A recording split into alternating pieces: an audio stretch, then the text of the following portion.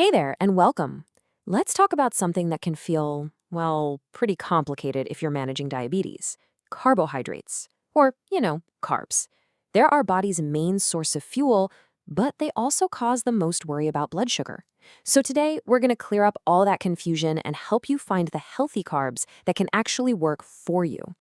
So, what's the real story here? Are carbs the enemy, something you've got to avoid at all costs?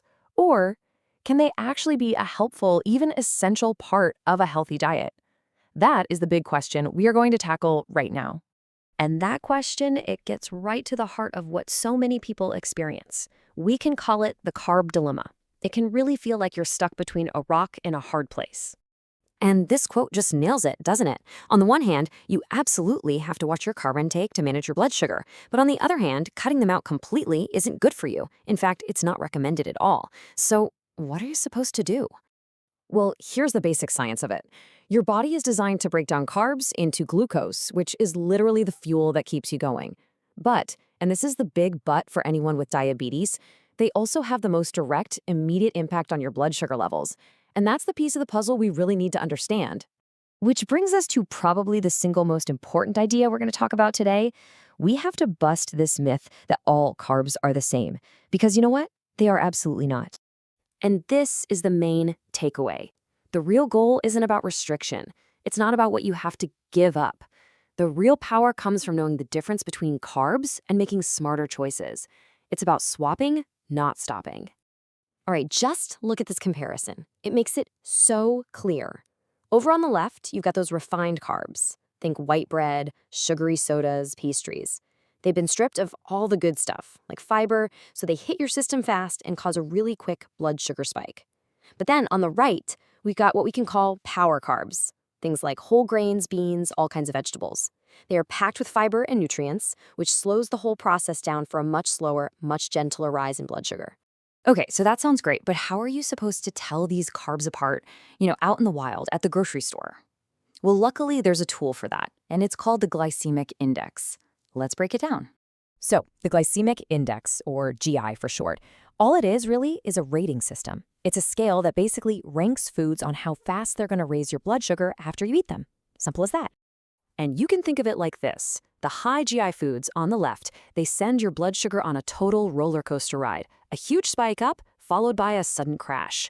But low GI foods, oh, that's a much nicer ride. It's a slow, small, and steady climb. And that stability, that's exactly what we're aiming for. Let's make this really concrete. Look at white rice.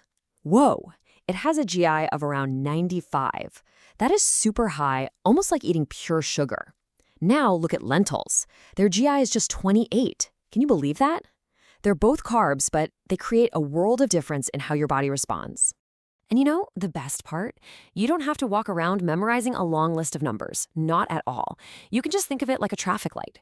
Green means go. These are your low GI foods. Choose them most of the time.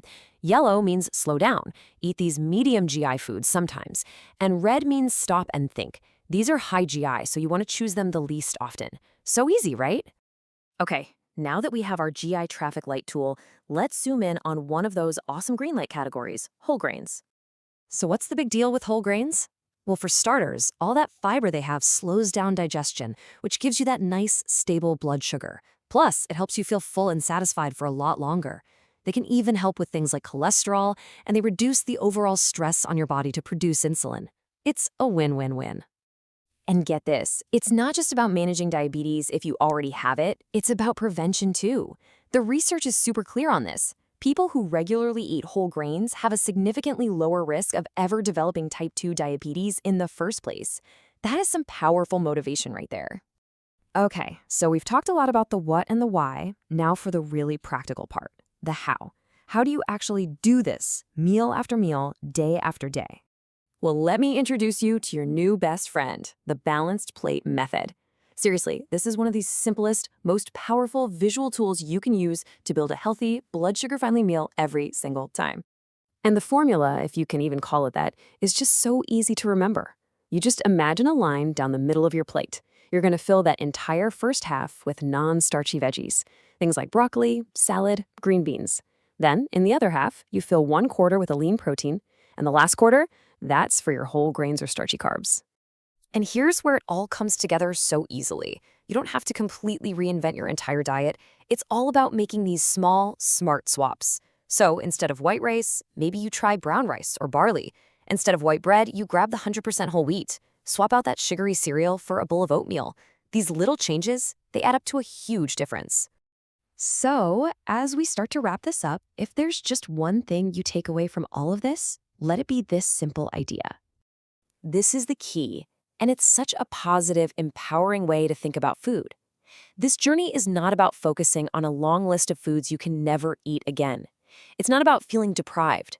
It's about arming yourself with knowledge to make better choices, to make those simple swaps, and to enjoy a delicious, healthy, and varied diet. And that really brings it all back to you. So I'll leave you with this question. Think about your next meal or your next snack. With everything you now know about power carbs, the glycemic index, and smart swaps, what's one small positive choice that you're going to make today?